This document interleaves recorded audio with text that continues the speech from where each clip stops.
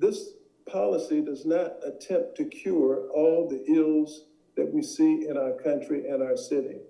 There is a lot more that has to be done. Sacramento City Council members Larry Carr and Angelique Ashby unveiled their own set of police reforms they're trying to pass, hoping to update the city's use of force policy language. Is in response to things happening in our community, but also builds on the good work we've been doing for the last several years. Many of those changes would update that policy to be in compliance with new state legislation. They also want 3 additional changes. The first is to ban police officers from using the carotid chokehold. It's a move Sacramento Police Chief Daniel Hahn has already said his department will no longer use. Unless the council makes an explicit policy also banning it, then any police chief can come along and change it. The second would ban all no-knock search warrants, a police tactic both Carr and Ashby admit is rarely used in the city. From a local level, it's not used very often, but this will make sure that it's not used at all. And lastly, they're calling on more training, which would be required for officers throughout their career. And among other things, do no harm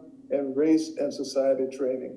Both Carr and Ashby say their proposals are not alternatives to Mayor Darrell Steinberg's police reforms he proposed this month. Instead, they believe both proposal sets will help the city achieve a greater goal. He's probably going to be very supportive, but Councilmember Carr and I are pretty laser focused on getting this one handled carefully and appropriately and making sure that the use of force policy in the city of Sacramento is one of the strongest in the nation.